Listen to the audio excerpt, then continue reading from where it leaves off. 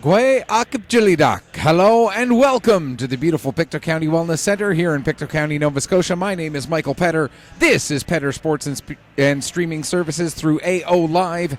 And this evening we have for you the Nova Scotia Under-18 Major Hockey League regular season game between the visiting Valley Wildcats, the Coltec Valley Wildcats, and the hometown Weeks Majors. Before we go any further, we take a moment to acknowledge that the Pictou County Wellness Center, the entirety of Pictou County, and for that matter, the entire region covered by the Nova Scotia Under-18 Major Hockey League, which covers this province from one end to the other, all lie within the ancestral unceded territory of Mi'kmaq. We also take a moment to acknowledge the passing of a brave young man. I never had a chance to meet him personally, but seeing the post made by the Dartmouth Whalers Minor Hockey Association a little bit earlier today, I want to take a moment to extend my condolences to the family, friends, teammates of Brady Richard, who passed away yesterday after a battle with cancer.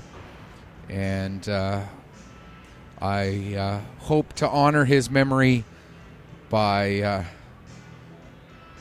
doing so with tonight's broadcast.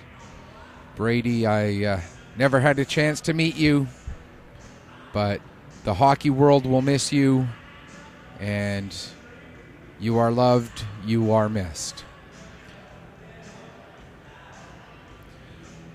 Now we take a moment to take a look at tonight's game and what it entails. It is the Coltec Valley Wildcats taking on the Weeks Majors. The Majors in their game on Sunday evening against the same Coltec Valley Wildcats clinched top spot in the Nova Scotia Under-18 Major Hockey League regular season. They will finish in first. They will play against the 8th-ranked team, whether that be the Cape Breton West Islanders or the City Mitsubishi Rush in the opening round of the playoffs.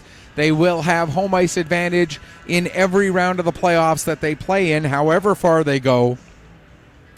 And they will do so with still 3 games left in their regular season schedule. For the Coltec Valley Wildcats, they have almost clinched home ice advantage in the opening round of the playoffs. The Halifax McDonald's could still catch them.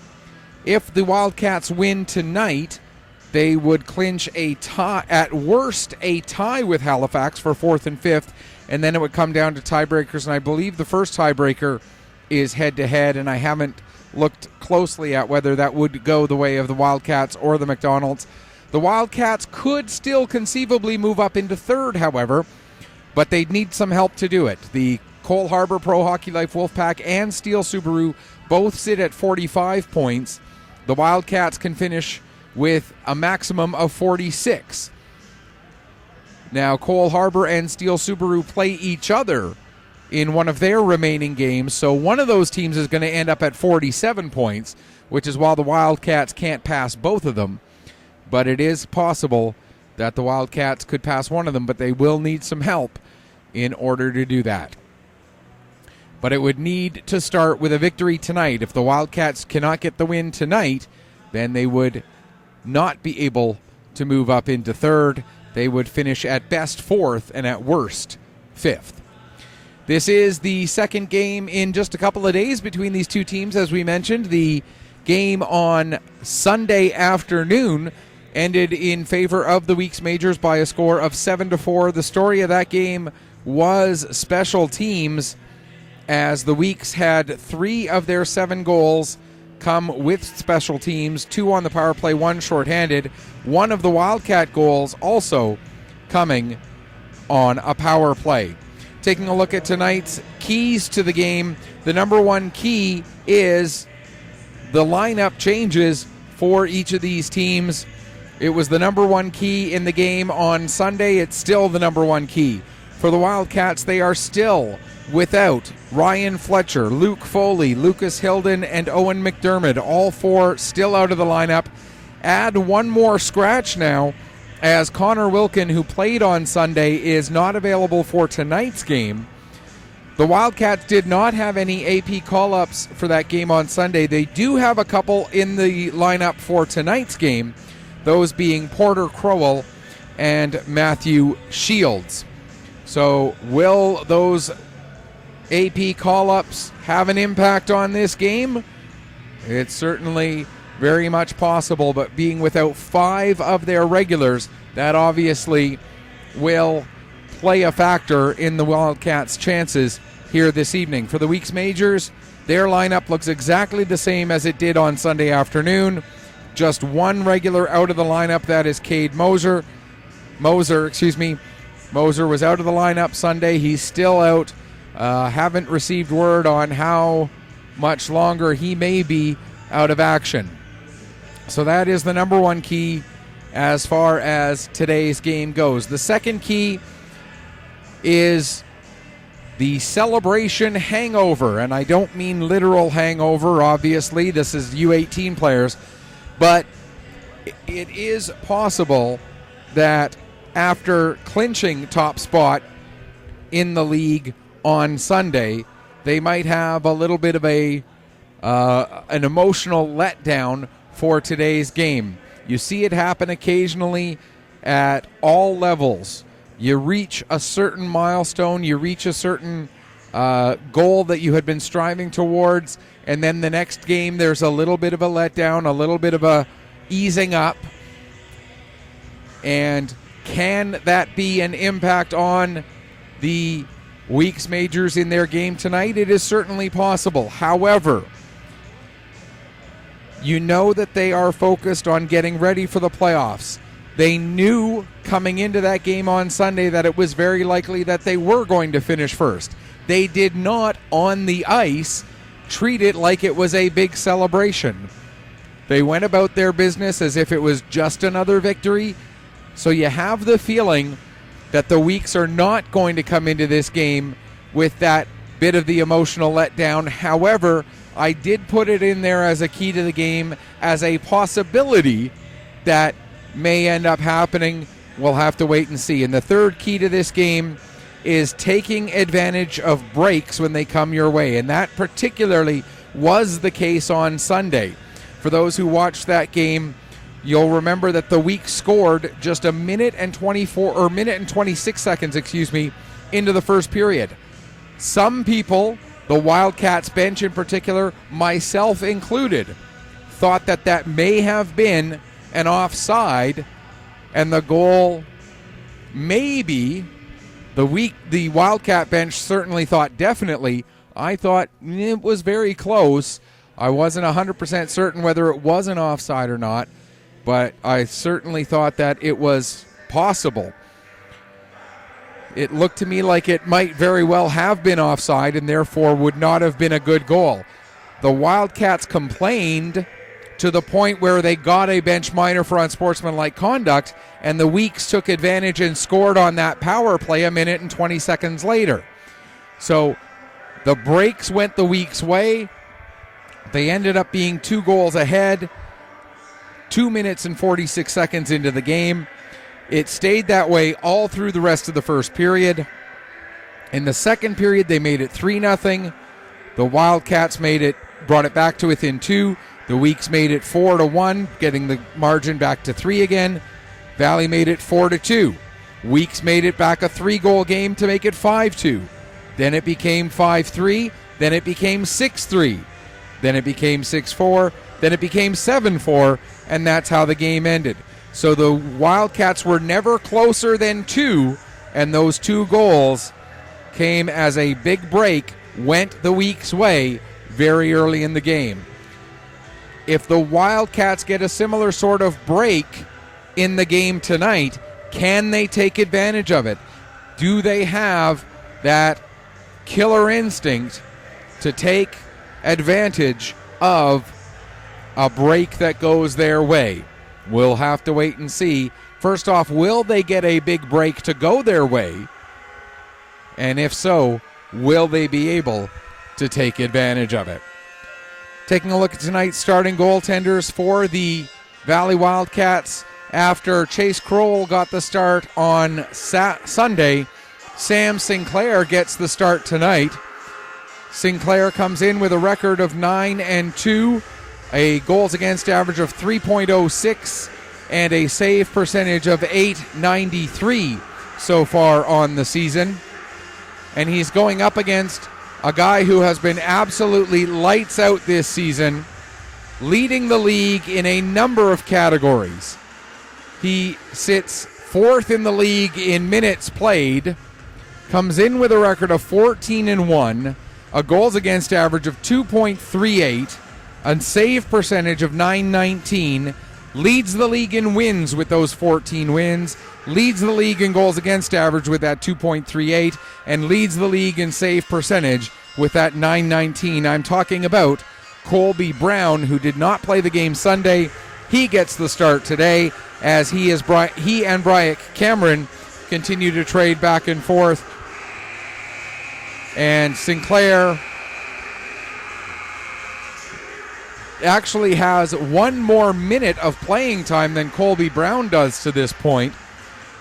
So Sinclair third in the league in minutes played, Brown fourth, but Sinclair's numbers not quite as strong. Still very, very good at 3.06 goals against average and an .893 save percentage.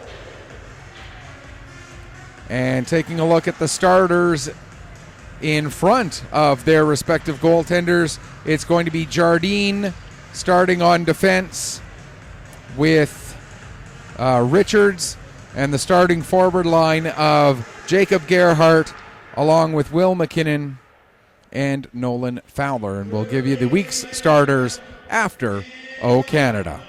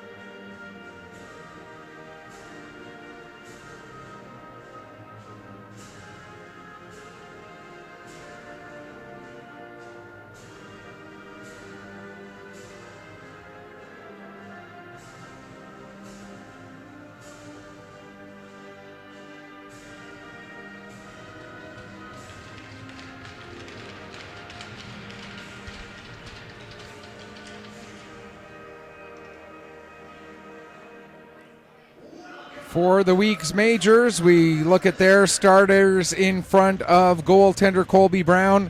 The defensive pairing, Drew McKinnon and Owen Conrad. Starting forward line is the captain, Reese Smith, along with Drew Williams and Kieran Sears. All that's left to do now to get this game going is get the teams lined up and get the puck dropped. Gerhardt to take the face-off against Sears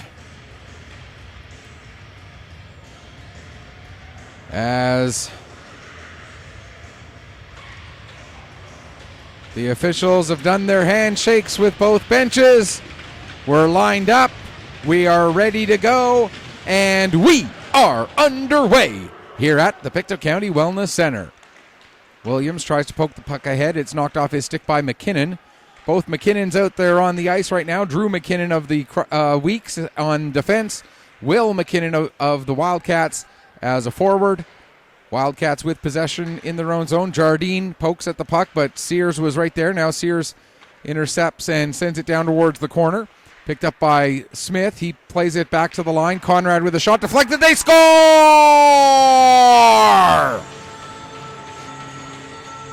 The week started with an early goal on Sunday. They start with an early goal again tonight.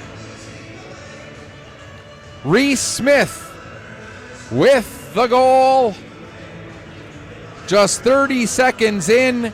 No question about the validity of the goal this time, as it was clearly onside. No doubt about that. For Reese Smith, his 14th goal, 26th point of the season. Conrad will get an assist.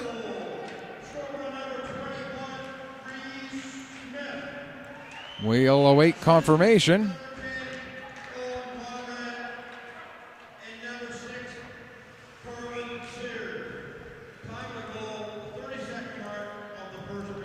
As we expected, Conrad gets the assist, and we were pretty sure it was going to be Sears who got the second assist, but just in case my memory was off, I didn't want to commit to that in case I was wrong.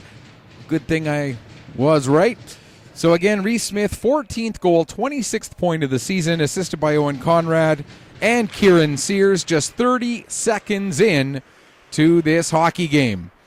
So looking at the early going, certainly doesn't appear to be any sort of a celebration hangover. Wildcats get a shot away there. It was saved. Second shot was blocked, and the Weeks quickly bring the puck out to center. Lutz gets to it in his own zone. Tries to clear, but it's knocked down by Austin. Now the puck ends up on the stick of Bent. Here comes Aiden Bent. He'll just gain the red line and dump it down into the Weak zone. Going in after it is Lutz. Lutz gets taken off the puck by Austin. It ends up on the stick of Logan Roop, and Roop, looking ahead, gets it out to center. Knocked down there by Richards at his own line. He'll play it ahead for Harvey. Harvey coming in, gets the shot away. And Colby Brown able to watch that one right into the glove and hangs on for a face-off just a minute 40 into this first period. I do try to be a little bit interactive with my broadcasts here on Petter Sports and Streaming Services. You can send me a message through Twitter at PetterPC_sports. That's at PETTERPC_sports. Petter as in my last name, Michael Petter. You can get to me on Facebook. Find me at, go to Facebook and then search for Petter Sports and Streaming, and being the ampersand, not the word and. Or you can go to the game day thread on MJAHL Network, mjahlnetwork.proboards.com. Go to the section marked under 18 major and look for the post that's marked game day thread, or GDT for short.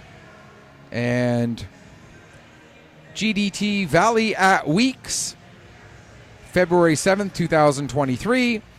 And share your thoughts there. There's a shot, save made by Brown. Puck goes into the corner. Drew McKinnon gets to it there. Plays it around to the near side. Manus looking to work it ahead. Had his lane taken away, so plays it over to McKinnon, who had a bit of room. McKinnon gets it up to Sears. Sears will dump it into the Valley zone. It's played out again by Matthew Shields out there for his first shift of this game. Puck is dumped in right onto Sinclair, and Sinclair will hang on for a face-off. Just 2:43 gone here in the opening period. Again, I want to thank everybody for tuning in wherever you're watching us from. We do appreciate having you along for the ride. And we want to quickly remind you as well that the Weeks have one more regular season home game coming up on Friday. It'll be available here on Petter Sports and Streaming. I won't be here doing it. It'll be my good friend Alex Terrio covering for me here, as I'll be busy calling another game from down in Truro. And we'll also be bringing you every week's home game through the playoffs. However many rounds they go, we will be there. And AO TV, or AO Live, will also be following the Weeks if they go to Atlantics. And even if it's not the Weeks, the AO TV will be, or AO Live, we used to be AO TV. AO Live will be following the Nova Scotia champion to the Atlantics in Fredericton, as the Atlantic Championships, all 6 Atlantic Championships, will be available here on AO Live. Petter Sports and Streaming will be involved in the presentation of as there's a chance for Stockvis. Petter Sports and Streaming will be working through AO Live on the U18 Female Atlantic Championships out of Member 2 up in Cape Breton. Actually, the penalty goes against Valley. Peter McKay going off for holding. I thought it was a delayed penalty coming up against the Weeks, but it turns out that the penalty was called against Valley. So the league's top power play going to work at the Weeks' 28.6% efficiency on the power play goes up against the league's best penalty kill at 87.8% in the Valley Wildcats, although we mentioned the Weeks' power play scored 3 times against Valley in the game on Sunday. And it did take the Wildcats' percentage down, but the Wildcats still lead the league in penalty kill efficiency despite those 3 goals given up on Sunday. Conrad gets it over to Wallace. Ben Wallace with the shot. The save made. It's fired around the boards down the length of the ice. 1:15 left to go in the man advantage for the Weeks. Already out in front 1-0 here on a Tuesday evening at the Pictou County Wellness Center. A rare Tuesday evening game as this game was originally supposed to be played on Saturday, this past weekend. The game Saturday had to be postponed due to the road conditions down towards Valley. They were not able to make it up here safely, and exercising caution, as you should do when you talk about winter driving conditions. The Wildcats and the Weeks together decided to postpone the game Saturday and move it to today. There's Quinn with a shot from the point, and Sinclair makes the save. He hangs on for a face-off. 29 seconds left to go in the opening man advantage of the night for the Weeks. 14:39 left to go here in the first period. We talked about this as being a potential second-round matchup, with the Wildcats currently holding the 4th seed. Depending on how things play out in the opening round, these two teams could see each other in what would be the league semifinals. Here's Lahead with the puck at the line. He gets it over to McKenzie. McKenzie gets it back to Lahead, quickly over to the far side for Quinn. Logan Quinn gives to Lahead. Lahead working his way down, fighting against Gerhardt there. Tries to get the pass through, but Gerhardt gets his feet in the way, and now Gerhardt coming down. He's got Fowler with him. Over to Fowler. Fowler comes in, and a big save made. A good opportunity there for the Wildcats coming in just as the penalty was expiring. Nice pass from Gerhardt to Fowler, but Colby Brown able to sharply and quickly make his way over and get square to the shooter Fowler and make the save look fairly routine. And then hold on for a faceoff. Here's Sears with the puck now. He'll get it ahead to Williams. Williams gets a shot away, steered aside by Sinclair. Into the corner, puck is picked up by Will McKinnon. He'll play it around to the near side. Jardine tries to get it ahead. He does get it as far as Fowler, who gets it out to center ice. Sullivan knocks it right back in again. Now Ryan will get it out to center. McKinnon plays it back to Sears, over to Sullivan. Sullivan fires it ahead. Mac Wallace deflects it the rest of the way down into the Wildcat zone. Williams lifts the stick of Ryan before he can get his possession of the puck. Now Will McKinnon for the Wildcats gets it out. Picking it up off of the boards is Bent. Bent with a shot. Uses Manos as a screen, but able to see it all the way through was Brown, and the puck ends up going all the way out back into the Wildcat zone. Lutz.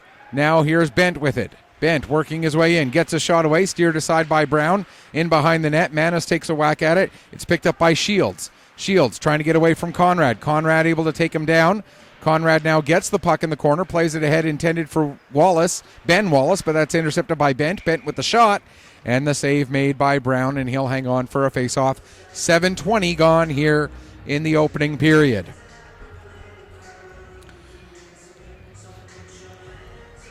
So the regular season does come to an end this coming weekend. The Weeks with 3 games on their schedule, including tonight. They'll play Friday at home. Again, that game will be here on AO Live with Petter Sports and Streaming. And then I believe it's Saturday that they play on the road. Can't remember off the top of my head who they'll be taking on. I could probably look it up here. As McKay gets the puck down into the Weeks end, Conrad back to pick it up. He'll play it over to the far side. That pass a little bit out of the reach of Ben Wallace. And back in their own zone, the Wildcats, out they come. Here's Harvey with it now. He'll send it down around the board. Stockvis going after it. He gets there just ahead of Kingsley Austin, but Austin gets the puck after a pass. Pass across from Wallace to Roop gets intercepted by McKay, but then it's sent down the length of the ice, and that's going to be an icing call against the Weeks. So looking ahead for the Weeks, we mentioned that they have the home game Friday. That's against the Cape Breton West Islanders. And then they'll head up to Port Hood to play the Islanders. So a home-and-home set between Pictou County and Cape Breton West on Friday and Sunday. For Valley, they have 3 games remaining as well. And between the games that Valley plays and the Weeks play, that will determine who the Weeks play in the opening round of the playoffs as we get a little bit of pushing and shoving. If, as the Valley plays Sydney Mitsubishi Rush and the Cape Breton West Islanders play the Weeks, right now the Rush sit in 8th place and the Islanders in 7th. So if the Rush are able to get a couple of victories against the Wildcats and the Weeks defeat the Islanders, the Weeks would end up playing the Islanders in the opening round of the playoffs. If Valley gets victories over the Rush, then it won't matter what the Islanders do because the Islanders are already ahead of the Rush. There's a shot and it gets deflected. It goes just wide. But it is possible that, again, if Valley beats the Rush in those 2 games down in Berwick, then the Weeks would play the Rush in the opening round as the Rush would end up finishing 8th. Either way, we know that Pictou County will be playing, or not Pictou County, the Weeks, as they draw from more than just Pictou County, will be playing a team from the island. It's just whether it's Cape Breton West or the team based out of Sydney. Now here comes a chance for Parker Kroll, but the save made by Colby Brown, and he'll hang on for a face-off. 10:39 left to go here in the first period.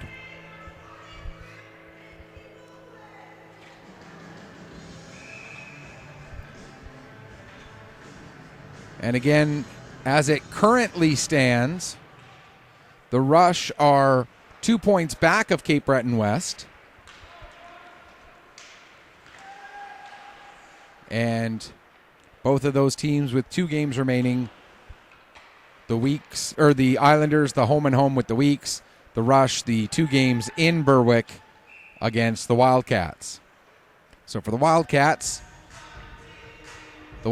of course, are watching closely what the Halifax McDonald's are going to do, as that's the team that they are more than likely to face in the first round of the playoffs, and home ice advantage in that series almost wrapped up for Valley, but Halifax could still catch them.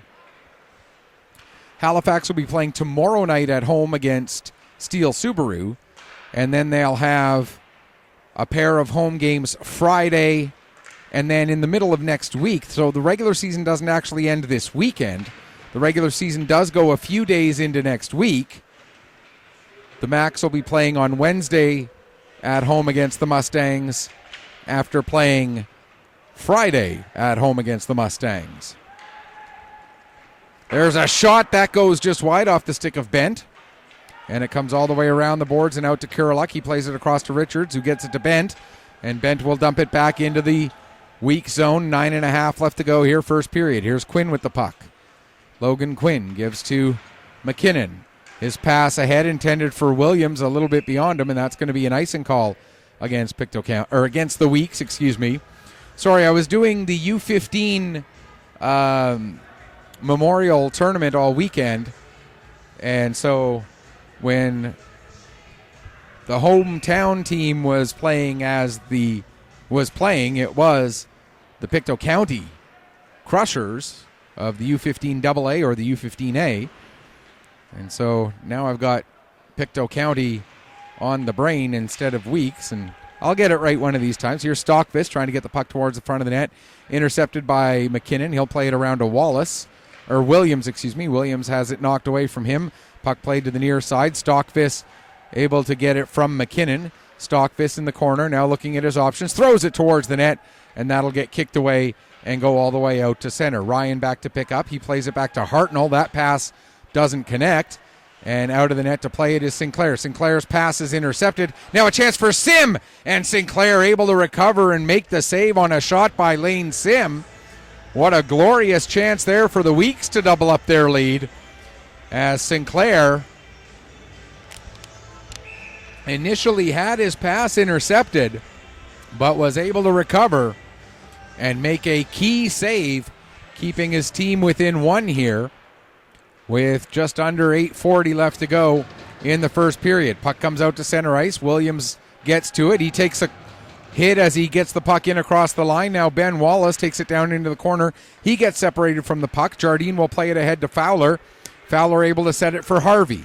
Harvey's attempted dump in is knocked down by Conrad. That results in a delayed offside against the Wildcats. So the Crushers able to come, or the Weeks able to come back out. Excuse me. It's a midweek game. That's why. Sure. It's because it's a midweek game. That's my story, and I'm sticking to it. Harvey plays it around to the near side.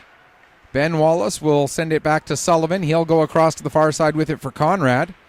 Conrad able to hit Sim in stride with the pass. Sim cuts towards the middle of the ice. Nearly lost the puck. Recovered. Gets it back and shoots it in. Sinclair will drop it there for Kuraluk. Kuraluk gets the pass ahead to Parker Crowell. Crowell over to Lutz. Lutz in across the line. Cuts to the outside. Back towards the middle. Shot. Save. The rebound cleared away from the front of the net. Now Crowell plays it for Bent. Bent can't get a shot away. McLaughlin will pick up. He'll bring it out to center, giving it to Roop. Roop looking to get it back to McLaughlin. That's broken up. And Crowell gets it out to center. His pass knocked down by Sears. Now Manis with it. He'll play it over to McKenzie, to Sears, now to Manis. Ben Manis gains the red line, dumps it in, and Sinclair will cover up and hang on for a face-off with 7:02 left to go here in the first period.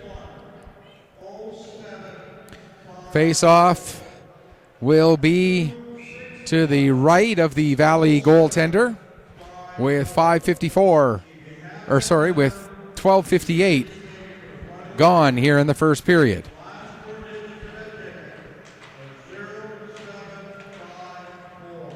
Tucker trying to get away from Stockvis. McKay able to steal the puck. He gets it out to center. Manis will play it across to McKenzie. And Dominic McKenzie working his way back into the Valley zone. Pass gets deflected. Manis following up, gets a shot away. It doesn't get all the way through. Manis with another shot. That also gets blocked. That one by Richards. And Richards able to play it out to center. Back to get it is Sears. Sears sends it over to the far side. McKenzie plays it over to Manis to get away from McKay. Clearing pass goes off the foot of Tucker. Now Stockvis gets it. Takes it back to his own line. Starts to work his way forward. Plays it ahead for Richards. He'll send it down deep. Manis will get there just ahead of McKay. Fires it around the boards. Hartnell held it in at the line. Gets it down to Stockvis. Stockvis at the net. There's a shot. Save made. Puck comes into the corner. McKenzie there to pick up. And he will play it ahead for Tucker. Aiden Tucker gets it into the Valley zone. Back to pick up as Hartnell. He gives to Fowler. Fowler, his pass intercepted by Mac Wallace, who plays it back. Now here's McKinnon with the puck. Drew McKinnon working his way forward. In across the blue line. Drops it off for Mac Wallace. Over to the far side for Smith. Smith. Down into the corner. Gives it to Lahead. Puck comes out front for Wallace. There's a shot. Sinclair the save. Jardine now plays it back into the corner again. Lahead will get it back to the line for Austin. Kingsley Austin with the shot. That's blocked in front. Goes into the corner. Lahead picks up there. Lahead trying to get away from Gerhardt. Still with the puck. Lahead will now play it back to the line for Austin. Kingsley Austin steps up, plays it to Lahead. Lahead pumped by Ryan. The puck comes back to the line. Austin has it, but ends up misplaying it, and now Gerhardt will work his way down the left wing. Gerhardt with the shot. And Brown able to watch that one right in to the chest once again, and the save made with 4:54 left to go here in period number 1.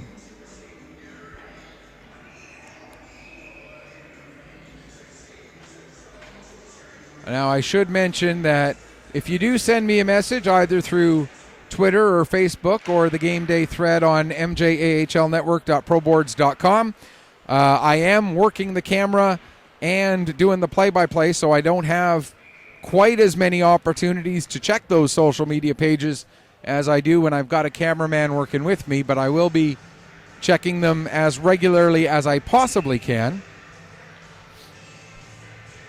And I do appreciate all of the interaction that I get with you, the fans. We'll have Lutz waved out of the face-off circle because Bent came in a little too early, so Harvey has to come in to take the draw. Winning it is Sim down into the corner. Sullivan has the puck underneath his hand. He plays it to Quinn. Quinn gets it to Wallace, and Wallace with the quick pass to McLaughlin. McLaughlin, a nice move around one player. McLaughlin now to Ben Wallace with the shot. What a save there by Sinclair, and another chance and another save. Sam Sinclair coming up huge with a few difficult saves here in the first period. Those his 10th and 11th saves of the game so far. Ben Wallace with a great chance alone in the slot. And then the second chance save as well, as Sinclair was down on his stomach, had to reach up and get his glove on it. Made a great save there, did Sam Sinclair. Now Ben Wallace gets the puck back to the line for Quinn. Logan Quinn fires a shot. Blocker save. Rebound to Sim. He scores! Lane Sim was able to get behind the defense, pick up the rebound, and a player with the hands of Lane Sim is not going to be denied when he gets that kind of a rebound in that kind of a spot and nobody marking him. So at 15:57, Lane Sim gets the goal. Logan Quinn will get at least the first assist. For Sim, it's his 16th goal, 44th point on the season.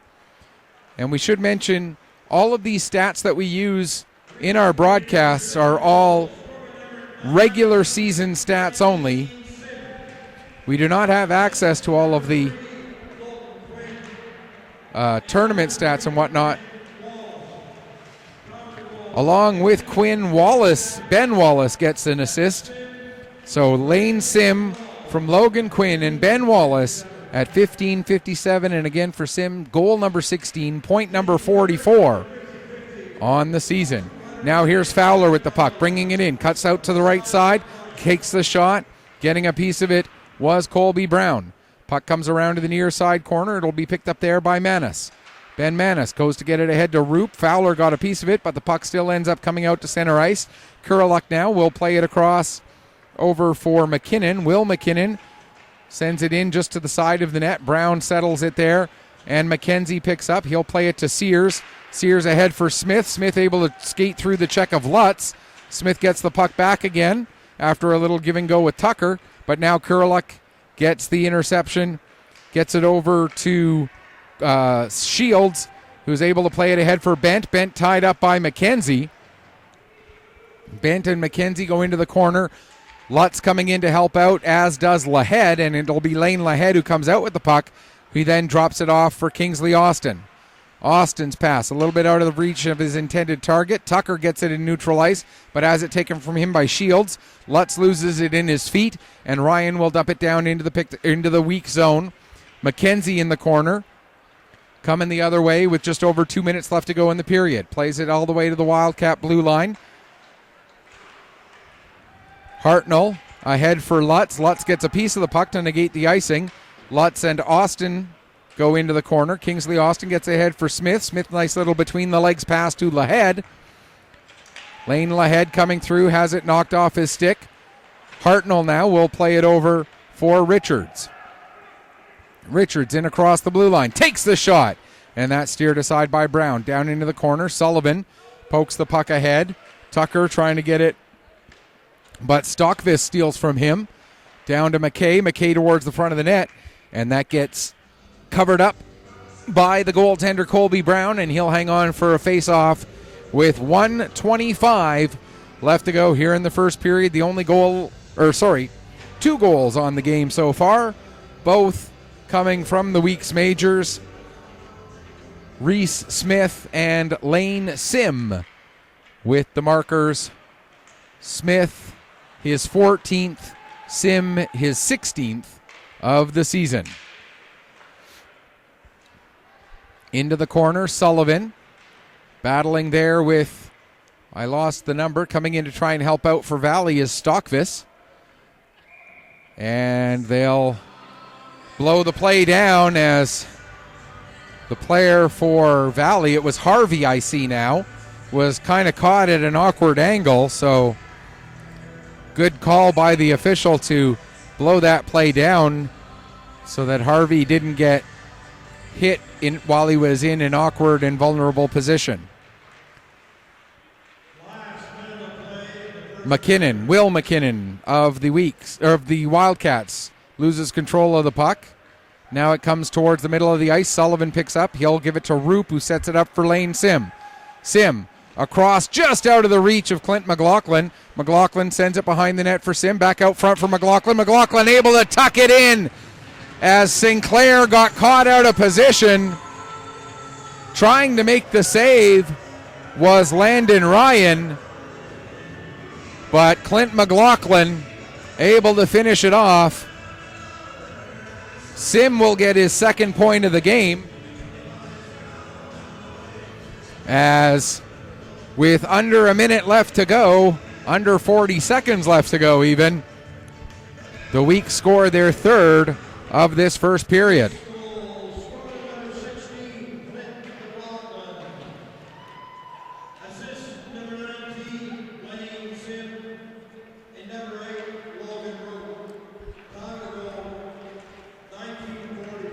Roop does get an assist as well on that one, so it'll be Clint McLaughlin, his 12th goal, 36th point of the season, assisted by Lane Sim and Logan Roop at 19:22 of the first period, making it 3-0 for the Weeks. And that will do it for period number one. Shots on goal in the first favor the hometown Weeks Majors by a margin of 15-11, and the scoring favors the Weeks by a margin of 3-0. We'll take a break, come back, get you ready for the start of the second period in just a few minutes. You are watching the Nova Scotia Under-18 Major Hockey League regular season action between the Weeks Majors and Valley Wildcats. 3-0 Weeks after one here on Petter Sports and streaming through AO Live.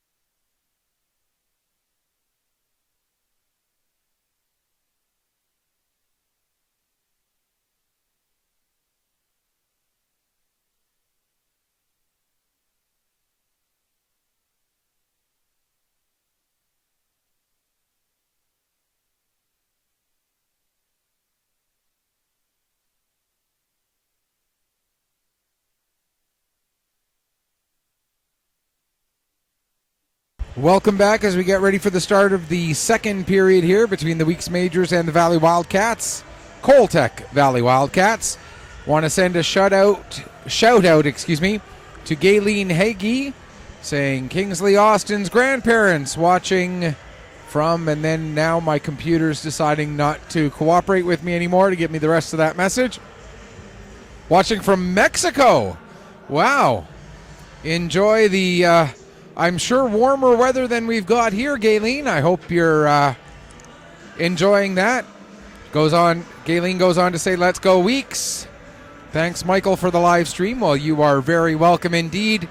Sure helps us keep connected. Well, I am so glad to be able to do that for you and for all the other parents, grandparents, aunts, uncles, and equally important for all the scouts, coaches at the next level who are watching and maybe looking at these games and saying, this is who we're thinking about drafting, or who will contemplate looking at for the opening round or the second round of the QMJHL or OHL drafts, or for that matter, MHL drafts. Scouts, coaches, I know that you guys watch these streams as well, so I appreciate you taking the time to watch these. I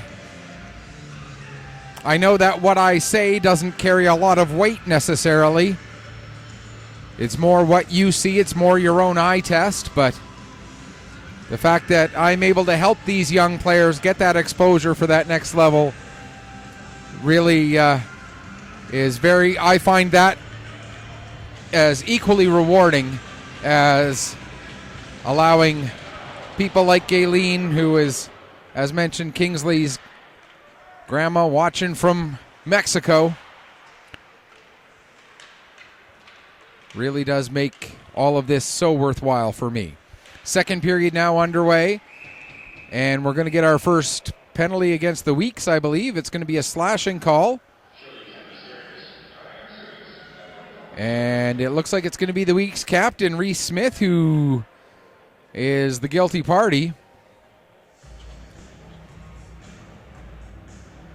And I just got a note, former Crusher Reed Russett is one of the referees down there tonight, so bit of a familiar face right off of the draw. There's a chance, and Colby Brown makes the save. And that penalty coming at just 18 seconds, and then 7 seconds later, while I'm still writing the penalty down, the Valley Wildcats are able to take advantage, and we talked about that in the opening as one of the keys to the game.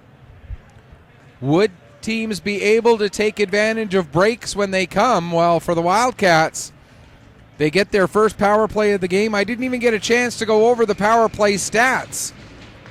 Whoa, sorry about that there, folks.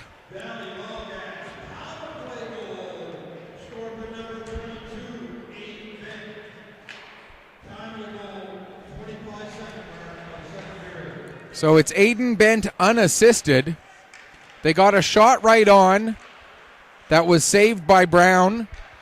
And then they got another shot right on the second face-off that got by Brown into the net. And so 7 seconds of power play time results in the first goal of the night for the Valley Wildcats. And the power play has been a bit of a struggle for Valley this season. That puck played with a high stick. Valley next to touch it, so play can go on. Here's McKay with the puck. He'll dump it in.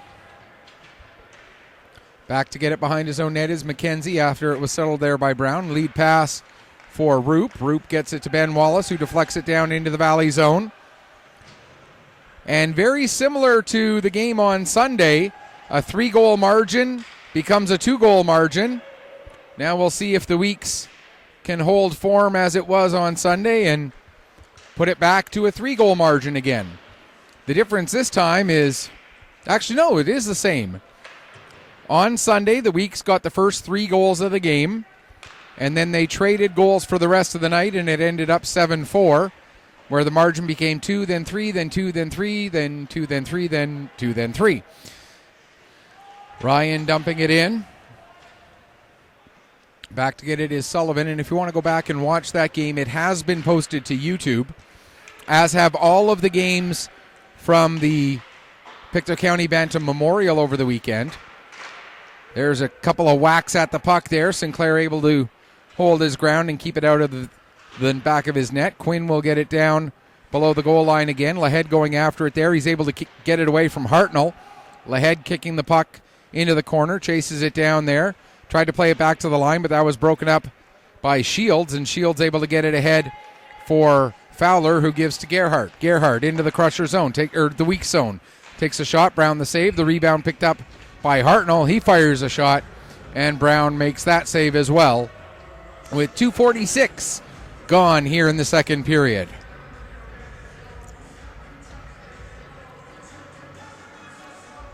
Just one quick note on the Pictou County Bantam Memorial games uploaded to YouTube. There was one game that did not get recorded to post to YouTube, and that was the first meeting between Acadia and Pictou County. They played on Friday in the round-robin portion. Pictou County won that game. They played again against each other in the semifinal on Sunday. That game did get recorded. So we did get Pictou County versus Acadia recorded and posted to YouTube, except it was only one of their 2 meetings. With the puck, Crowell sends it around to Richards, back to the far side. Crowell gets bumped off the puck. Jardine will get it. He plays it ahead for Bent, who deflects it the rest of the way down the ice. Lutz going after it against Conrad. Puck is kicked free to Sears, who gets it to McLaughlin. McLaughlin trying to work his way ahead, but McKinnon able to steal. Gets it down into the corner for Lutz, but Lutz can't keep it under control. It's played as far as the line. Both McKinnon and Kureluk work to get it back deep. Centering pass from Lutz, and that's taken away, and Conrad will now work his way up and out to center. His pass into the feet of Mac Wallace. Puck is played in across the line. McKay will send it back where Ryan can pick up. Ryan behind his net. Comes out, plays it to the far side for Stockvist. Stockvist gets away from Roop. Tried to spring McKinnon with that pass, but McKinnon was tied up by McKenzie. Also there watching and keeping an eye on things was Drew McKinnon. So the pass to Will McKinnon does not connect, and it becomes an icing against the Wildcats with 4:17 gone here in the second period.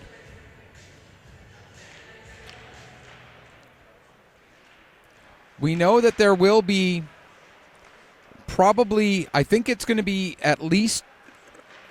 definitely at least 1 week. I think it's going to be 2 weeks between the end of the regular season and the start of the playoffs, because, of course, the Canada Games will be taking place in Prince Edward Island.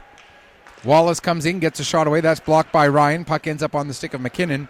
But as soon as we have the playoff schedule, we will pass it along to you. McKay with a shot. And the save made by Colby Brown, and he'll hang on for another face-off. 15-11 left to go here in the second period. And as we've mentioned, all of the home games for the weeks will be streamed from here at the Pictou County Wellness Center, however far they go in the playoffs. There's a shot by Hartnell. That gets steered aside. Or actually, I think it was going wide anyway. Puck gets to the line and out, poked out by Lahead. Lahead has Smith coming with him. Lahead gives to McKinnon, who was the trailer, who shot it just wide. And now the Wildcats pick up, get it back out to center. Gerhardt has it knocked away from him by McKenzie. Puck comes in across the line. Fowler takes a bump from Smith, and Lahead will take it back up the other way. Has Williams heading towards the net. Lahead has it knocked off his stick by Hartnell. Smith goes after it in the corner. Puck is deflected up into the air, comes down for Quinn. Quinn with the shot, save made, and Gerhardt will gather in the rebound and look to come out. He gets bumped off the puck, but Richards following up, gets it ahead to Hartnell. Hartnell has Fowler and Harvey with him. Hartnell with the shot. That's blocked by Austin, and the puck played back out to center. Back to get it is Gerhardt. Gerhardt moved to get away from Lahead, then plays it across the far side for Hartnell. Back to Gerhardt. Quinn able to pick up the loose puck in his own zone, however, gets it across for Mac Wallace. Wallace stops to get away from Jardine. Pass over for Williams, but that was a little bit into his feet. Now return pass to Wallace, but the save made there by Sinclair. Now here comes Bent up through center, or Lutz, up through center. Lutz fans on a shot. Bent following up, gets the puck, has it knocked off his stick. Austin able to play it ahead for Mac Wallace. Wallace has a bit of a miscommunication with Sears there. And now the puck is picked up by the Wildcats. Bent will get it ahead to Lutz. Lutz down towards the corner, tries to center it, knocked down by Quinn. Following up Bent, his shot steered away. Lutz turns, tries to fire, fans on it. And Mac Wallace will pick up, and he will chip it down into the Wildcat zone. Just about 7 minutes gone, second period. Puck played up the wall to Bent. It gets beyond him. Quinn with the shot. That goes wide. Conrad now gets to it. Plays it down towards the corner. Kuralik there to intercept. He'll play it ahead for Shields. Shields gets it out to Lutz, who gives to Bent. Bent in across the line. Bent trying to turn, gets a shot away. The save made by Brown, and he drops it down for Kieran Sears. Sears pass, knocked down by McKay. McKay will send the puck in deep. Conrad will get to it first. Able to get it ahead to Mac Wallace, who feeds it up for Tucker. Tucker trying to get through the defense. He can't, loses the puck. Wallace gets it, plays it over to Sullivan. Sullivan for Tucker in front, and Tucker's redirect just gets steered wide by Sinclair. Now around to the near side, Ben Wallace is on it. He'll play it around in behind the net for Tucker, but we get a stoppage as the Wildcat net is loose. And so with 12:19 to go second period, we'll get another stoppage. Just want to mention that as I've said, we'll have all of the week's home games, and because it is playoff time, schedule permitting, and that is the key word here, schedule permitting, we will try to do some road games as well. It will depend on if any of the other teams that we work with have home games that would conflict, as I have to give first priority to home games, since games on the road could be and probably will be broadcast by the home team. But if there's a road game that the weeks have where I don't have a game on the schedule that day, and here's part two of that caveat, if the building where the game is being played has the necessary infrastructure, then we will go on the road with the weeks for some playoff hockey, if at all possible. And as we get closer to those playoff dates, we will let you know. But home games are an absolute certainty.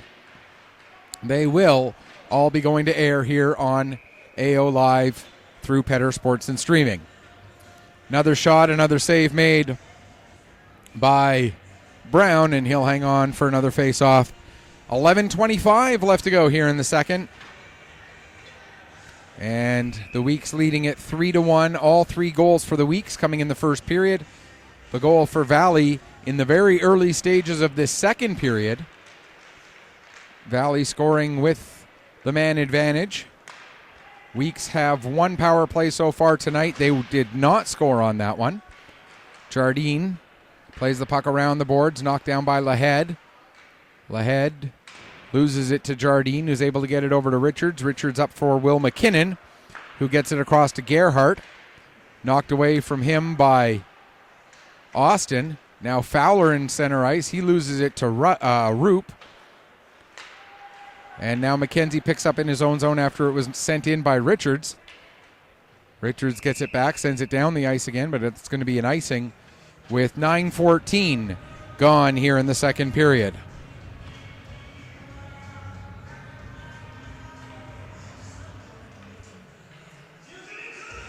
As just doing a quick check on those social media sites. Don't see any new posts there. So, again, if you want to make the broadcast interactive, go to Twitter and send me a tweet through @Petter, PETTERPC, as in Pictou County _sports. You can reach me through Facebook. Look up Petter Sports and Streaming. The and is an ampersand. As McKenzie gets a shot away, he was being basically. I speak English. Jardine was being worn like a backpack, is what I was trying to get out. But McKenzie still did get a shot away. Sinclair was able to steer it aside. And again, the third way to reach me during the game, go to mjahlnetwork.proboards.com. Look for the section marked Major U18 Discussion. In that section, there's a thread that is labeled GDT, which stands for Game Day Thread. Wildcats at Weeks, February 7th, 2023. That's obviously the thread for this game. There's a slash taken by Kuraluk. So the Weeks will get their second power play of the night. As we mentioned earlier, the Weeks did not score on their first man advantage, so this their second power play of the game. It's the league's best power play and the league's best penalty kill going head-to-head here. When the Weeks were short-handed, it only lasted 7 seconds. I didn't have time to give you those stats. I will give them to you if the Weeks take another penalty, and it becomes apropos to mention those numbers. As Kuraluk's slashing penalty at 10:14 gets announced. Here's McKay trying to clear the zone, but he loses the puck to McLaughlin. It's played back to the line for Conrad, over to the near side. Ben Wallace looking backdoor for a deflection, but McLaughlin couldn't quite get his stick on it. It ends up ricocheting all the way out to center. Bringing it back into the zone is Sim. He's got 2 points tonight already. Lane Sim gives to Conrad. Conrad to Ben Wallace across to the far side. Sim with a shot. Sinclair the save. Puck goes to the wall. Stockvis will get to it. Clears it as far as the line, held in by Conrad. Now played into the near side corner, and that gets sent down the length of the ice by Richards. 1:04 left to go in the man advantage for the Weeks. Conrad out from behind his own net. Looks one way, then goes to pass the other, but fans on it. Has to go back, recollect the puck. Gives it up to Ben Wallace. Wallace will work his way now up the left wing side. Cutting towards the middle. Has the puck knocked off his stick by Ryan. Wallace able to win it back for Sim, who gives it to Conrad. Return pass to Sim. Trying to get away from Harvey. Sim cutting to the middle. Stops. Now goes back over to the left wing side. Plays it back to the line for Conrad. Conrad with a shot. Save made. Rebound is there. Roop trying to get it. But it'll bounce as far as Lutz. Lutz not able to clear. Lutz gets it back again, and this time does get it out to center ice with 20 seconds left in the power play. Here comes Conrad back. No, he doesn't come back into the zone, as he recognized that he had a teammate still offside, waiting to get off or onto the bench for the line change. Tucker will bring the puck in now. Tries to avoid a hit from Ryan, but loses the puck in the process, and Lutz able to launch it down the ice, sending it down prior to Kuraluk getting out of the penalty box, so not an icing. But we are now back to 5-on-5. Here's McKenzie. He'll play it ahead for Smith. Smith tried to make a return pass for McKenzie. That gets broken up. Puck sent back out to center. First one on it will be Fowler. He gets taken into the boards by McKenzie. And gathering in the puck is Kingsley Austin, who feeds it to McKenzie. McKenzie gets a lead pass up for Smith. Smith finds Tucker in across the blue line. Tucker has the puck knocked off his stick. Lahead following up on the play, gathers it in, takes it behind the net, comes out the near side, cuts to the slot, fires a shot, and that goes off of the post. Lahead gets it back again. Will take it down into the corner. Takes a look at his options, able to skate through a check, trying to get away from Fowler now. He'll take the puck back behind the net again, come back into the corner. This time he'll play it to the line for Dominic McKenzie. McKenzie returns it to Lahead. Lahead with a shot. That goes off the body of Smith way up high into the air. Comes down for Richards. He tries to clear the zone, But McKenzie with a great vertical leap gloved the puck down. Lost it at that point, though, and Gerhardt gets it out to center, and they're going to call a trip on Aiden Tucker. And our music person saying what he thinks of that call. And so the Wildcats do get their second power play of the night. We can now tell you that coming into tonight, their power play, which did score just 7 seconds into their first man advantage, coming into the game was 8th in the league at under 15%, 14.9. And it's going against a penalty kill that is second in the league to only these Valley Wildcats. 83.3% efficiency on the kill for the Weeks Majors so far this season. Here comes Gerhardt working his way ahead. Gerhardt has it knocked off his stick. Back out to center it comes, and Richards has to go back all the way into his own zone to pick it up. Drew Williams there. Williams will now circle away, and Sears will come in. Pass over to the far side for Lutz. Lutz gets it to Fowler, but Fowler came in just a hair early, and so we'll get an offside against the Valley Wildcats with 1:14 left to go in the penalty taken by Aiden Tucker for the slash. 5:47 left to go here in the second period. 3-1 for the Weeks. They scored the first 3 goals of the game all in the first period. Wildcats responding with one in the very opening 30 seconds of the second period as the puck is launched down the ice. Roop gets to it at the line. He fires a shot. Mac Wallace with the deflection.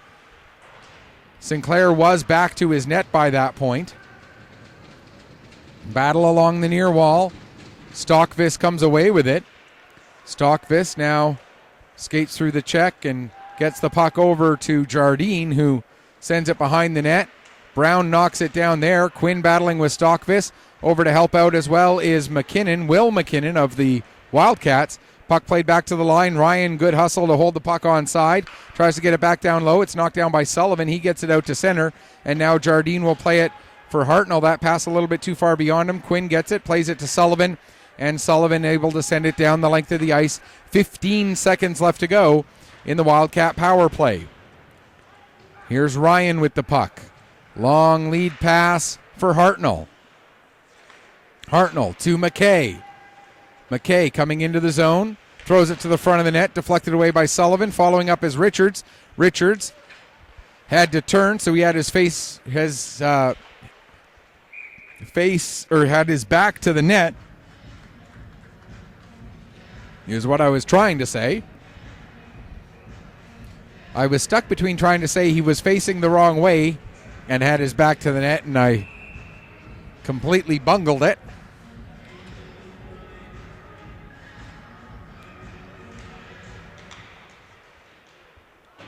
Wildcats win the draw. We are back to 5-on-5, and we have been for several seconds now.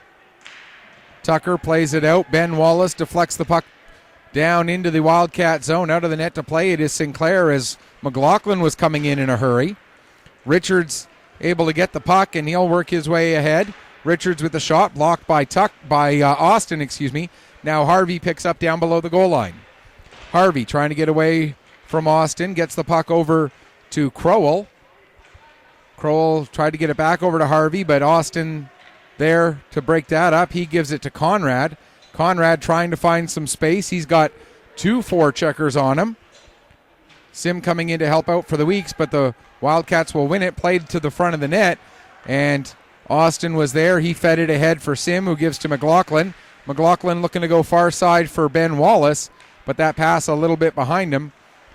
Played out to center, and McKenzie will dump it back in again. 3:20 left to go here, second period. Wildcats with the only goal of this period so far, trail the Weeks by a score of 3-1. Here come the Weeks back into the zone. Lane Sim sends the puck a little bit too far in front of himself, and it rolls all the way to Sinclair, who covers up and hangs on for a face-off. 3:03 now remaining here in period number 2. Our next broadcast here on Petter Sports and Streaming will be the Friday game between the Weeks and the Cape Breton West Islanders. At the same time, we will also be bringing you the 10th anniversary alumni game, or 10th anniversary NHL alumni game from the Rath Easton Community Center, as they are celebrating the 10th anniversary of the opening of the Rath Easton Community Center by having an alumni game there.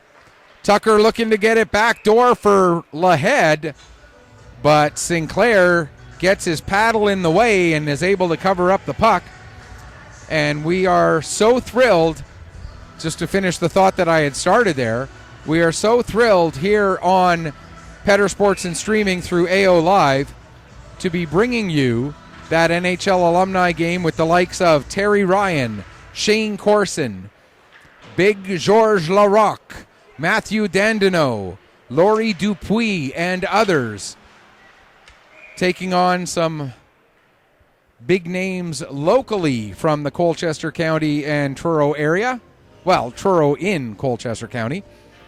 And it's sure to be a very fun, entertaining game from the Rath Easton Community Center. Again, it's in celebration of the 10th opening of that, or 10th anniversary of the opening of that building.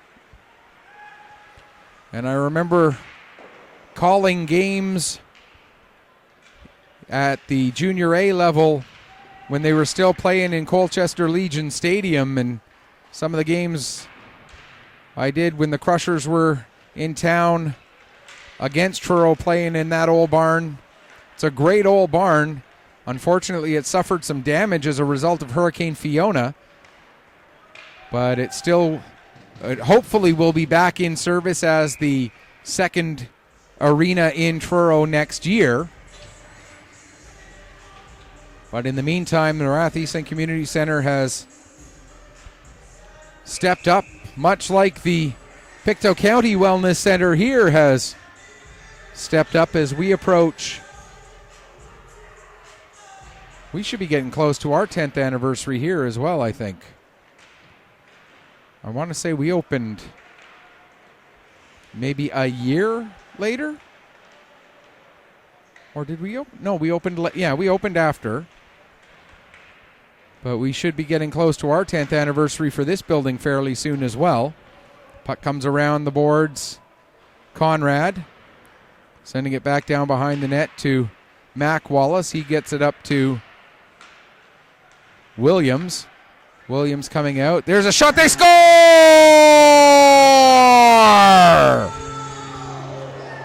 I believe Mac Wallace got a redirect on the shot by Drew Williams. That's certainly the indication as Wallace leads the line through. So again, we are following very similar to the form of the game on Sunday. Weeks score the first 3.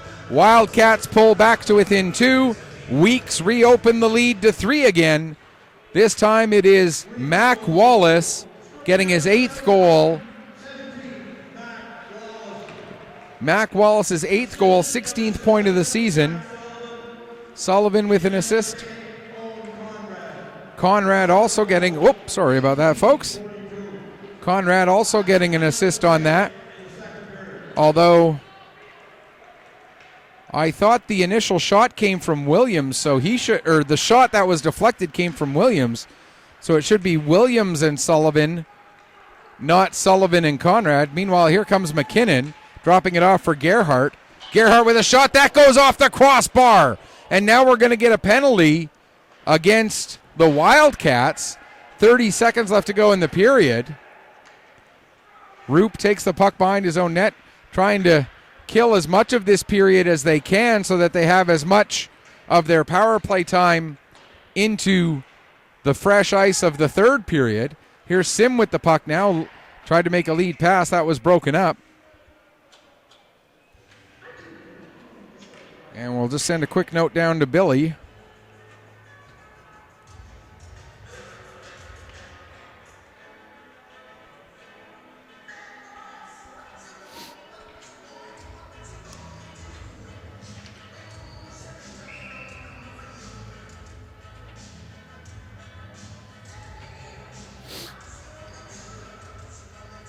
Just getting the notes.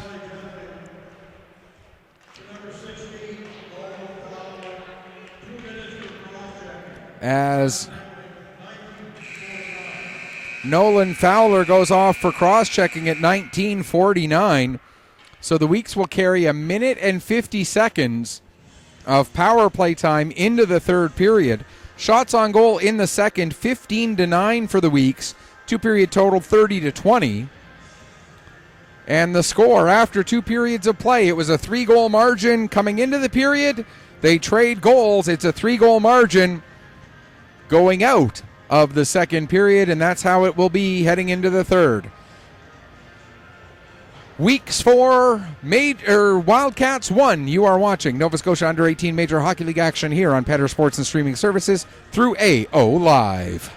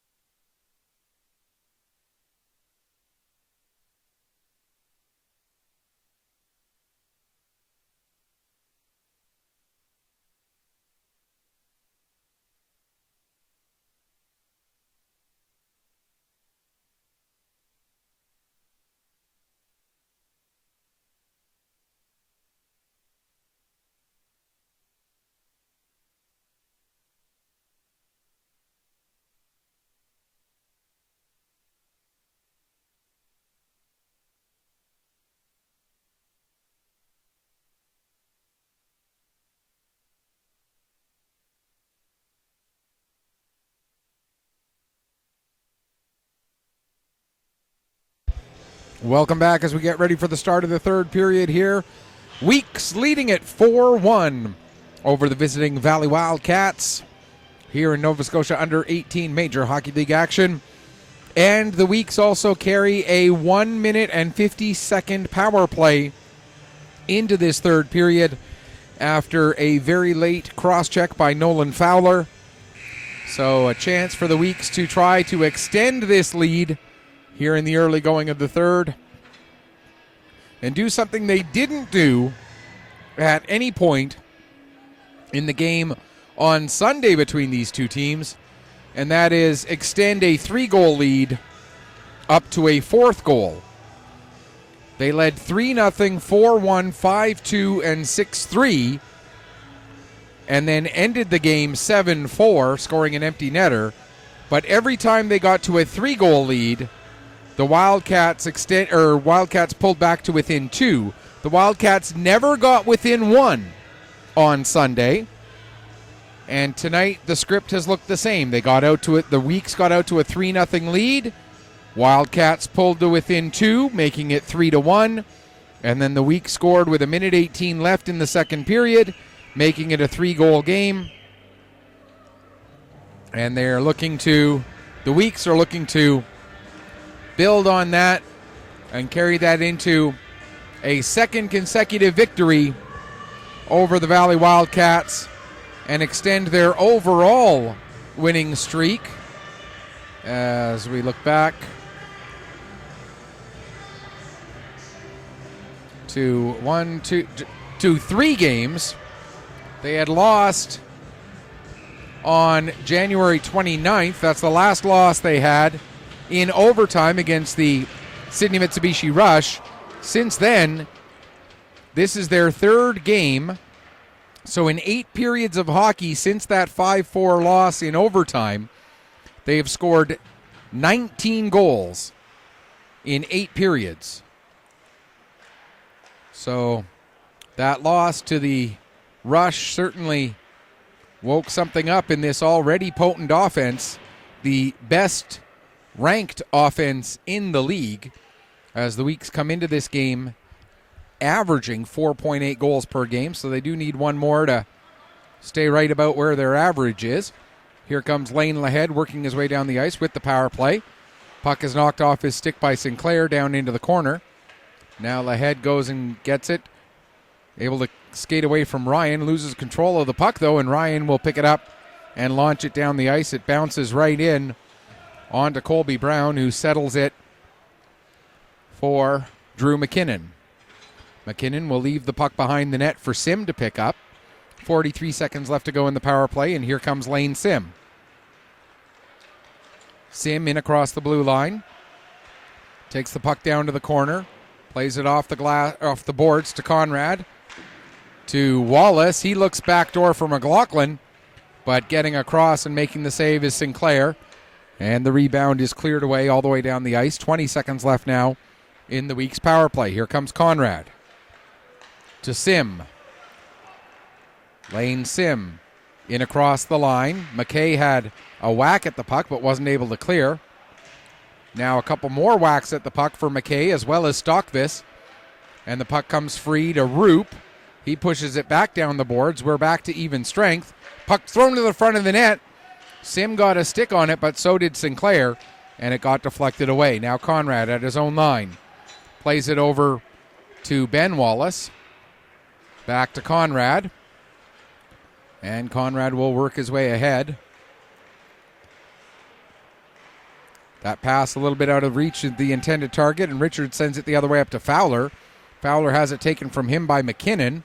Coming in to try and help out is McLaughlin. He will get on the puck. McLaughlin for Ben Wallace. That was knocked away, but following up is Sim. Sim trying to get around Kurluk. Sim can't get to the net. Kurluk able to take Sim down to the corner, and the puck is turned over. McKinnon will get it ahead. Fowler has that one go off his skate down the length of the ice. Back to pick up is Ben Manis. Manis into the near corner. He'll send it back behind the net for Drew McKinnon. Will McKinnon chasing him. I realize that McKinnon is quite a relatively common name here in Nova Scotia, but just curious if anyone knows, are they Cousins, or again, I realize that the likelihood is probably not.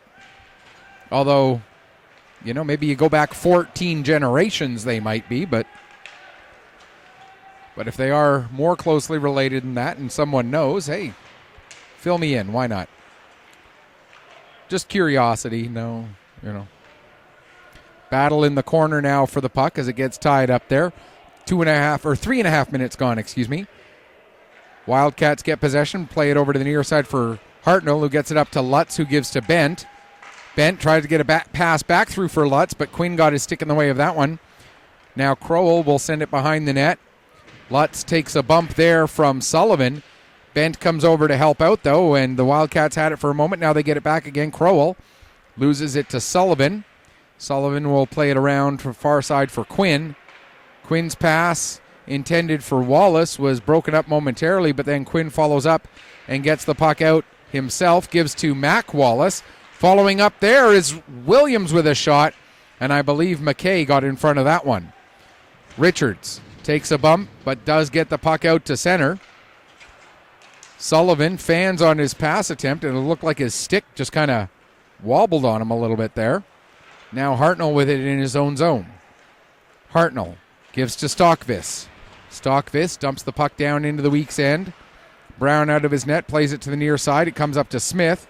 Smith, his pass just misses Lahead, and McKay will get it back in deep.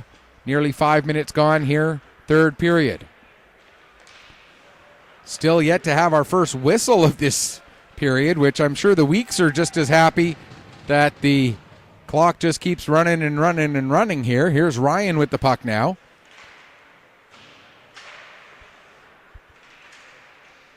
Smith. Jardine lost his stick but kicked the puck ahead to McKay. And Peter McKay fires it down into the weak zone. We've passed 5 minutes now. Here's Kingsley Austin with the puck. Austin ends up getting around Gerhardt and Shields, and in the process, Gerhardt and Shields run into each other. That makes for an odd man opportunity. Puck is loose beside Sinclair, and he finally covers up and hangs on. 5.5 minutes into the first period, we get our first stoppage in play. And again, the Weeks with a 3-goal lead and the clock working in their favor.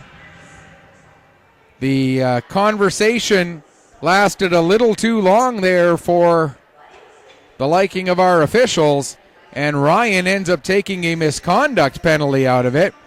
So the Weeks don't get a power play, but they do get one of the Wildcat defensemen out of the game for the next 10 minutes. Whoa. And then however long it is until a whistle.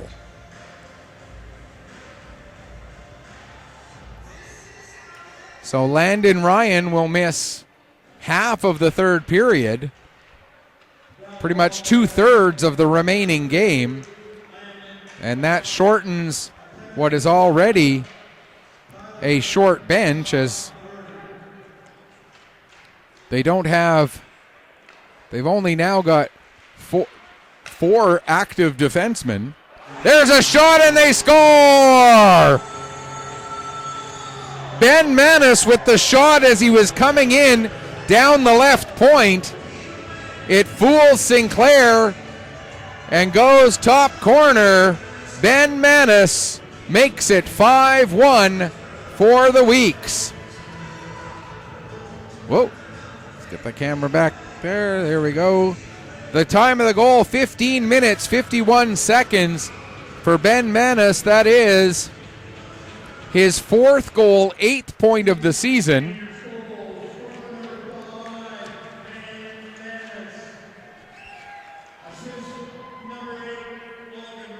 Logan Roop gets an assist, as does Owen Conrad. So Manis from Roop and Conrad at 5:51. Manis' fourth goal, 8th point of the year, and it's now 5-1. So the Weeks with a 4-goal lead. something they did not do at any point on Sunday. So now the script has changed. Here's Drew McKinnon out from behind his own net, gives the puck to Sim. Sim to Roop. Roop's pass for Wallace, too far in front of him, and Hartnell with it. Hartnell gives to Jardine. So this means the Valley Wildcats will have to wait a little longer to try and secure themselves home ice advantage in the first round of the playoffs. Not saying this game's over yet, but it certainly does make a comeback that much more challenging to make the margin 4 now instead of 3, and we're down under 13 minutes left to go. Crowell had the puck roll off of his stick. McKay couldn't get it back in deep. It's sent out to center. Jardine will pick up, gives to Crowell, back to Jardine. Jardine gets it ahead. That pass goes through Hartnell into the weak zone. Sears now looking to bring it back out again. McLaughlin has it knocked away from him, and Crowell brings it back in and tried to do a toe drag, lost the puck, and the Weeks are back on it. Here's Sullivan with it at the near wall. His pass just misses McLaughlin. Jardine will pick up at his own line. Jardine gets it ahead as far as McKay, and then it's played out to neutral ice and sent right back in again by Sullivan. Jardine around the boards for Hartnell.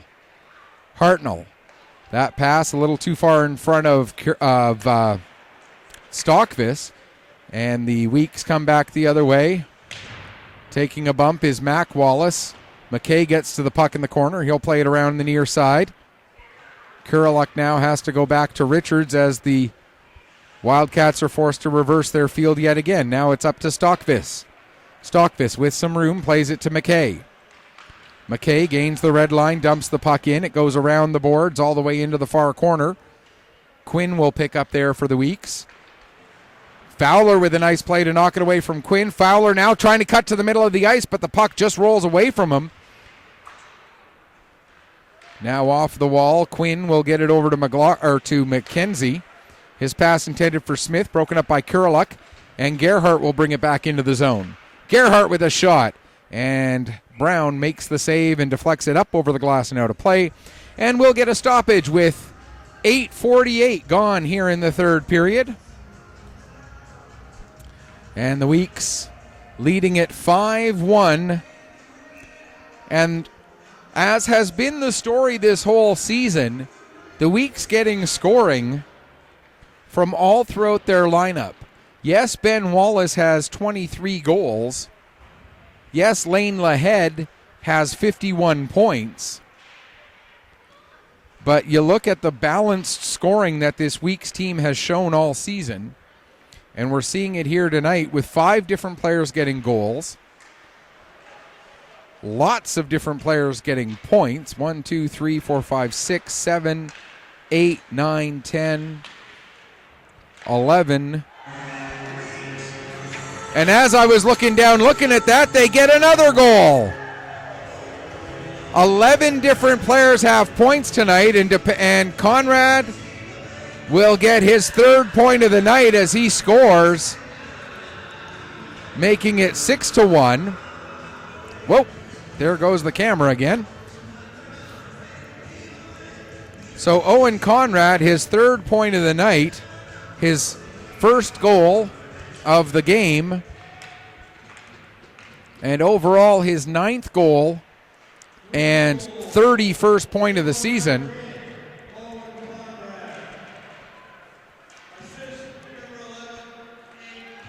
Tucker gets his 1st point of the night, so that makes 12. Smith gets his 3rd point of the night, or 2nd point of the night, excuse me. So 12 of the 17 skaters for the Weeks have at least 1 point tonight.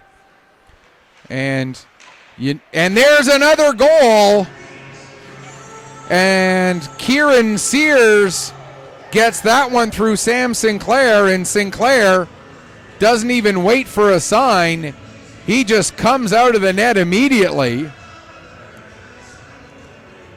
You can't help but understand the frustration of Sam Sinclair, but he has not played badly tonight. 29 saves. Certainly a valiant effort. 29 saves on 36 shots, but he gave up 3 goals on 6 shots in 9 minutes and 58 seconds of the third period. So into the game is Chase Crowell now.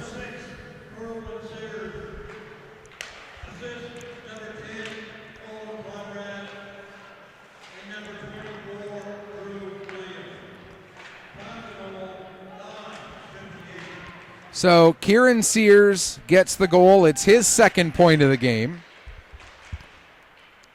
For Sears, it's his third goal, 6th point of the season. Owen Conrad gets his 4th point of the game. Drew Williams, his 2nd point of the game. And right off, there's a goal for the Weeks again. Ben Manis with the quick release. And it's now 8-1. As the Weeks have turned this one into a little bit of a laugher here. As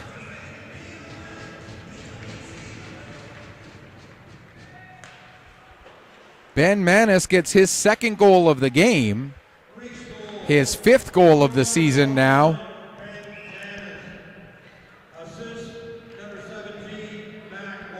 Mac Wallace gets his 2nd point of the night. Kieran Sears gets his 3rd point of the game. And the Weeks, I mentioned in the opening the possibility of maybe a celebration hangover. Well, we're definitely not seeing any of that here tonight. And of course, again, I did not mean the word hangover literally. I meant what you sometimes see in sport after a team clinches a spot. They might have a bit of a letdown in their next game as something they had been working towards got wrapped up. But we're not seeing any of that on this week's team. They are entirely focused tonight, and they have been able to take advantage of a short Wildcat bench. 5 players out with injury. We talked about that in the opening. There's a chance for Crowell, that being Porter Crowell. We mentioned Chase Crowell now in the net after the change after the 7th goal. Porter Crowell, one of the 2 APs in the lineup tonight. Puck comes to Sullivan in his own zone after Crowell deflected it forward. The other AP being Matthew Shields. As the Wildcats back in their own zone, we're going to get a penalty here. Holding, and I believe it is going to be Kiriluk. So Jake Kiriluk will take a holding penalty. And here's the one area of the Weeks game that has not lived up to its billing tonight, and that is that their power play to this point is 0 for 3. And they came in with the league's best power play, and they want to be able to continue that status, obviously. Quinn gets the puck over to Williams. Back to Quinn again. To Austin. To Quinn. Over to Williams. Quinn to Austin. To Sears in front. And that was blocked. Now Williams gets taken down. Sears goes and picks the puck up behind the net. He'll take a look. Now loses it to Stockvis. And Stockvis will launch it down the length of the ice. Over to set it up is Colby Brown for Logan Quinn with 1:15 left to go in the power play. Quinn works his way ahead into the zone. Cuts to the middle. Has the puck knocked off his stick by Gerhardt. There's Mac Wallace following up, and he gets the shot and scores. And so the power play now does its part.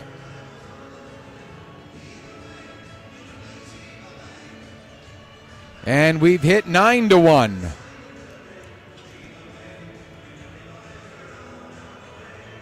The power play goal coming at 12:53. Mac Wallace gets his second goal of the game, his 9th goal of the season, 3rd point of the game, and 18th point of the year. And his first power play goal, so not the regulars on the power play, but it works anyway, as that's just the kind of night it's been. Kieran Sears and Drew Williams get the assists. For Sears, that's now a 4-point night. 4-point night for Kieran Sears. Coming into this game, Sears had only played 8 games, so this is his 9th game of the season, and he's doubled his point total from 4 to 8 here in game number 9 on his season, and he's almost moved up to a point per game pace from half a point per game. What a night for Kieran Sears. Drew Williams also having a great night, as he came into the game with 13 points. He's added 3 assists so far. Lane Lahead coming in, and again, we talked about it, how they're getting the balanced scoring, and there's another one, and that makes it 10. And we talk about, in games like this, I talk about it often, the importance of winning the right way, and that you see the Weeks are doing that. They're not celebrating, they're not showboating, they're not doing anything to disrespect their opponents. They're scoring, they're coming back to center ice.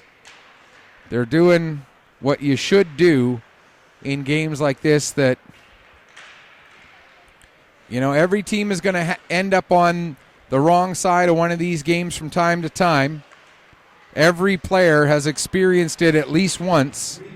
Even the best players in the world experience it from time to time. As we get Roop's goal. Tucker with an assist. And Lahead with the other assist. And surprisingly, that is actually Lane Lahead's first point of the night. The team's leading point producer was not a point producer tonight until that goal. For Logan Roop, it's his 15th goal of the season, his 33rd point on the year. There is a chance for Smith, but his stick was tied up. Another chance for Smith. That gets blocked, as the Weeks have everything going their way right now except for that one play there. With 4.5 minutes left to go here in the third. Here's Sim with the puck. And credit to the Wildcats as well. They're, it would be very easy right now to get frustrated and maybe start trying to take some liberties, but they are not doing that. They are keeping their heads about them and trying to play the right way. Sullivan holds the puck in at the line. Sears with a shot. Crowell the save. And you can see Chase Crowell a little bit frustrated as he made that catch, kind of talking to himself a little bit there, that Crowell, after he came in, has, although that shot didn't get put onto the board, Crowell, who had a rough night in the game on Sunday, giving up 6 goals, has given up 3 goals on 4 shots here. Sullivan takes an interference penalty. Why am I putting the camera that way? It's going to be down here. So the third power play of the game for the Wildcats, as Jack Sullivan goes off for interference at 16:08.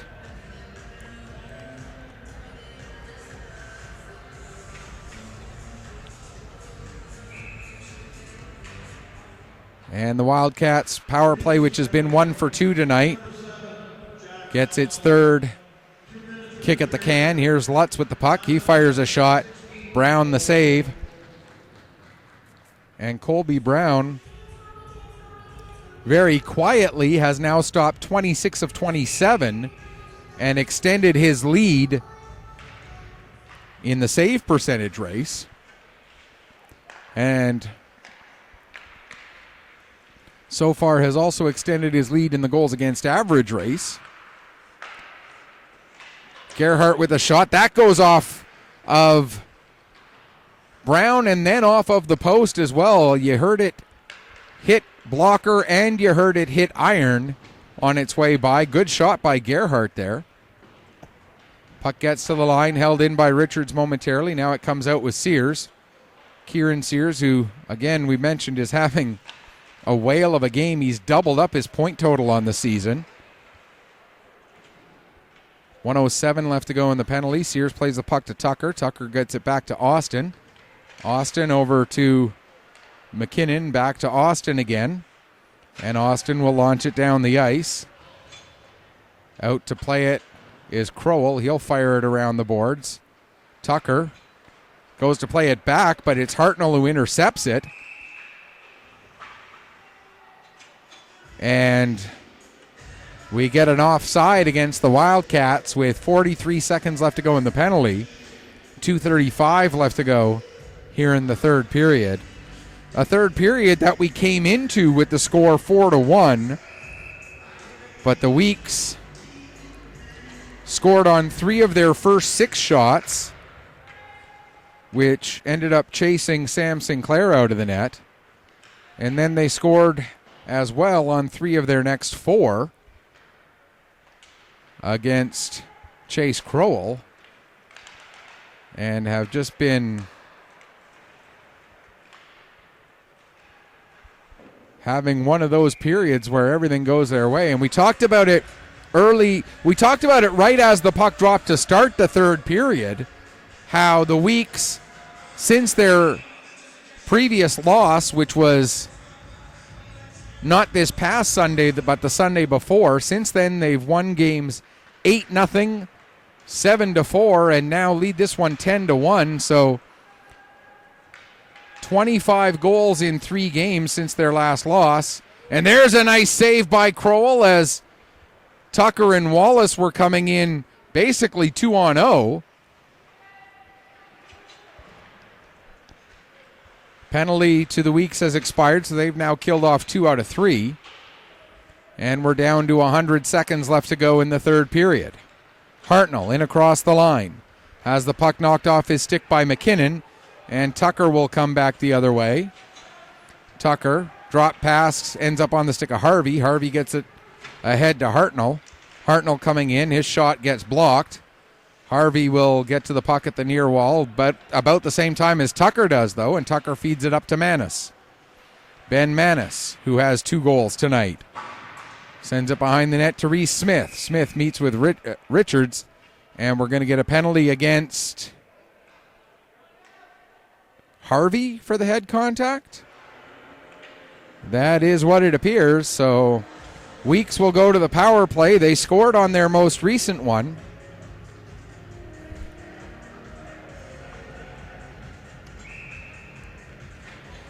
So they are 1 for 4 now tonight, and they get this one with 70 seconds left to go in the period and in this game. And not that it matters, but it's a 4-minute head contact penalty taken by Harvey. Puck cleared down the ice. Sorry, I'm trying to get this written down as we're into the final minute. Here's Sullivan in across the line. Sullivan throws it towards the net. Shot goes wide. Sullivan stops in the corner. Sets it up to Williams. Williams plays it back to the line for Sears. Sears with a shot. That's deflected. Goes just wide. Puck gets to the line and out, just out of the reach of Sears. He has to go out to neutral ice to get it. Plays it over to Williams. I don't think I've seen the big guns of Sim and Ben Wallace and them out here in the last 10 minutes or so, as the Weeks have got their secondary and tertiary, for that matter, scorers out there. McKay able to get the puck down the ice, and that will do it. A game that will end up looking like it was all weeks, when really through 2 periods, it was much closer than that. The final score doesn't tell the whole story, but it does say that the Weeks, who had already clinched first place, have made a statement here against the Valley Wildcats, winning it 10-1, outshooting the Wildcats 42-27, and will have 2 more games against the Cape Breton West Islanders before playoff time. We will be bringing you that game on Friday night at home against the Islanders. Until then, this is Michael Petter saying, may your skates always be sharp, may your shots always hit the top shelf. Final score once again, Weeks win it going away 10-1 over the visiting Valley Wildcats. Until Friday, may your skates always be sharp, may your shots always hit the top shelf. Did I say that already? If I did, well, you get the greeting twice. This is Michael Petter. Have a great Tuesday night. We'll be back with you on Friday.